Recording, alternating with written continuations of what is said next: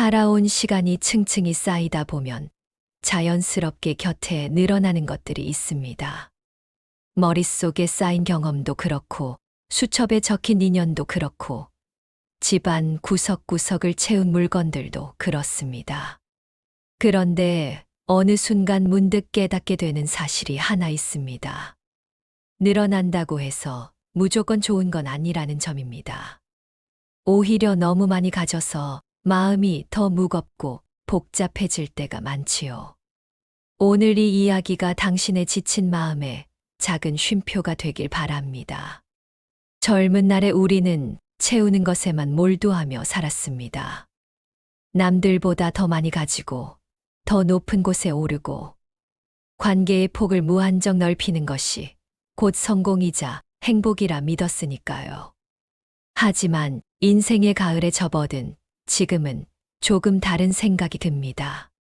무엇이 정말 나에게 필요한 알맹이이고 무엇이 습관처럼 붙들고 있는 껍데기인지 구분하는 것.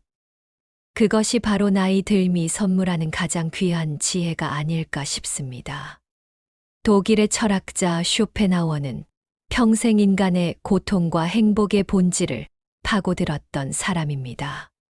그가 치열한 사유 끝에 내린 결론은 의외로 간단했습니다.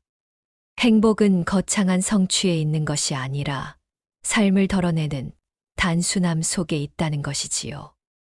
우리는 더 넓은 집과 더 좋은 차, 자식의 성공과 타인의 인정을 갈구하며 달려왔습니다. 그런데 막상 그 모든 것을 손에 쥐었을 때 우리는 정말 평온했습니까? 어쩌면 아무것도 가진 게 없었지만 마음만은 깃털처럼 가벼웠던 그 옛날에 단순했던 시절이 더 그리운지도 모릅니다. 쇼펜하우어는 삶의 가치가 소유의 총량이 아니라 우리가 누리는 것의 질에 달려 있다고 강조했습니다. 100가지 물건을 창고에 쌓아두고도 그 가치를 모른다면 그것은 짐일 뿐입니다. 차라리 단 10가지만을 곁에 두더라도 그것들을 온전히 즐기고 감사할 수 있다면 그것이야말로 진정으로 풍요로운 삶이라 할 수 있습니다. 지금의 세상은 우리를 가만두지 않습니다. 스마트폰 하나만 봐도 그렇습니다.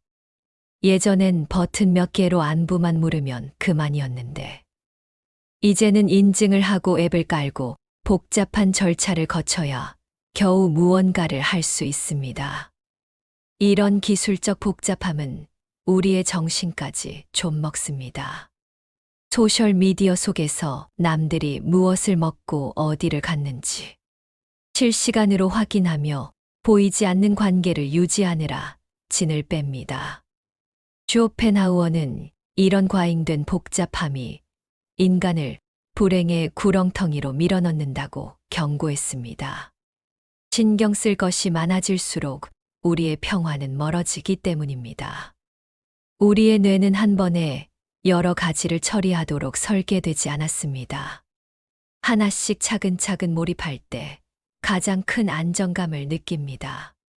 하지만 현대 사회는 끊임없이 멀티태스킹을 요구하며 우리를 몰아붙입니다.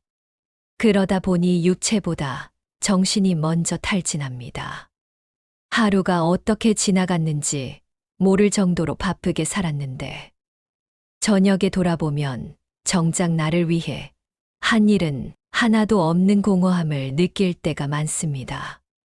반대로 오직 한 가지 일에만 집중해 천천히 하루를 보낸 날은 시간이 느리게 흐르는 것 같고 일상의 풍경이 더 선명하게 기억에 남습니다. 소유에는 묘한 역설이 숨어 있습니다. 우리는 많이 가질수록 행복할 거라 믿지만 사실은 많이 가질수록 관리해야 할 짐과 잃어버릴까 두려워하는 불안만 늘어납니다. 가득 찬 옷장 앞에서 입을 옷이 없다고 투덜대는 우리의 모습이 바로 그 증거입니다. 옷이 수십 벌이어도 정작 손이 가는 건 몇 벌뿐입니다.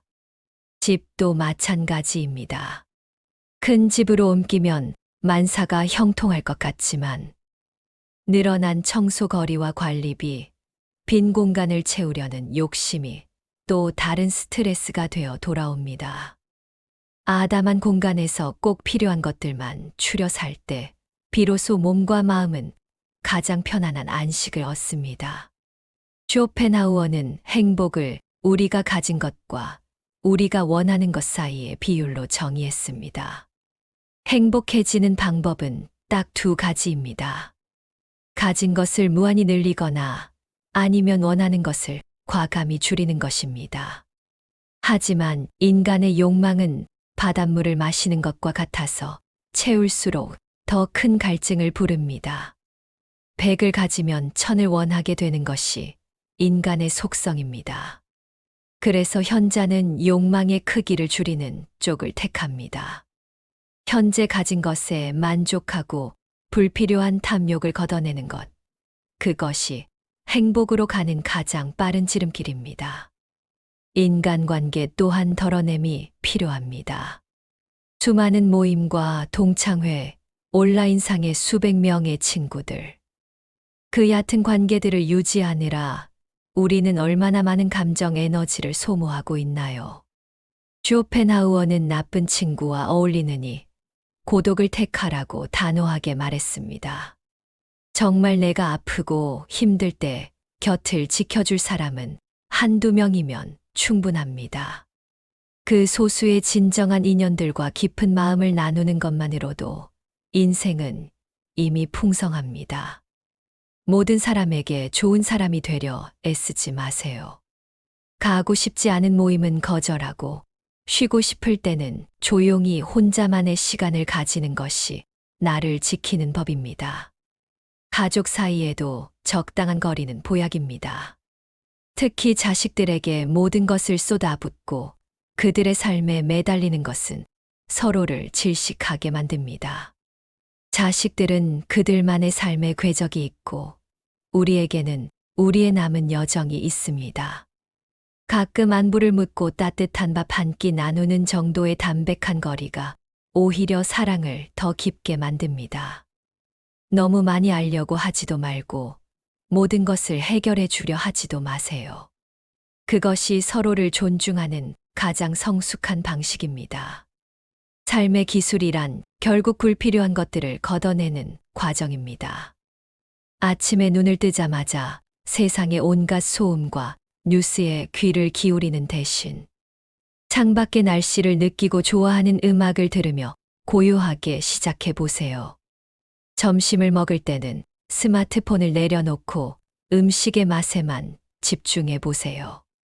저녁에는 습관처럼 켜두는 텔레비전을 끄고 짧은 산책을 하거나 책장을 넘겨보세요. 이런 작은 덜어냄들이 모여 당신의 일상을 더 선명하고 아름답게 만들어줄 것입니다. 우리는 욕망의 수레바퀴 위에서 끊임없이 달리고 있습니다. 하나를 얻으면 금세 익숙해지고 또 다른 것을 찾아 헤맵니다. 이 굴레에서 내리는 방법은 단 하나, 정말 필요한 것과 그냥 갖고 싶은 것을 엄격하게 구분하는 것입니다. 낡은 외투를 바꾸는 것은 필요이지만 유행에 따라 멀쩡한 옷을 버리는 것은 탐욕입니다. 남들이 가졌으니까 나도 가져야 한다는 비교의 마음을 버리세요. 행복은 남의 시선이 아니라 나의 내면에서 피어나는 꽃입니다. 나이가 들수록 삶은 단출해져야 합니다.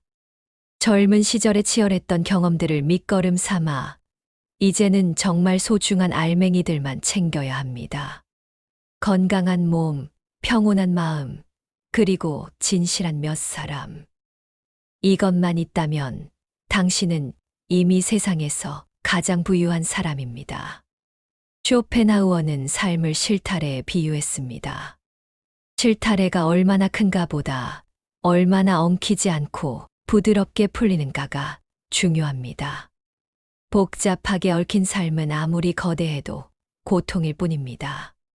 단순하게 살면 모든 것이 명확해집니다. 무엇이 나를 진짜 웃게 하는지, 무엇이 나를 불행하게 하는지 한눈에 보입니다. 단순함은 가난이 아니라 고도의 정신적 세련됨입니다. 불필요한 소음을 차단하고 내 영혼의 소리에 귀를 기울이는 고귀한 행위입니다. 오늘부터 하나씩 덜어내 보세요. 집안의 물건 하나, 불필요한 약속 하나, 마음속에 걱정 하나를 비우는 것부터 시작하십시오. 비워진 그 자리에는 반드시 평화와 기쁨이 채워질 것입니다. 거창한 성공이 아니라 단순한 일상에서 느끼는 그 안온함이야말로 우리가 평생 찾아 헤매던 행복의 실체입니다. 쇼펜하우어가 우리에게 건넨 이 단순함이라는 선물을 꼭 받으시길 바랍니다. 단순하게 사십시오. 그것이 당신의 남은 생을 축제로 만드는 가장 확실한 지혜입니다. 오늘 당신이 비워낸 빈자리에는 어떤 꽃이 피어날까요? 그 고요한 평화를 온 마음으로 축원합니다.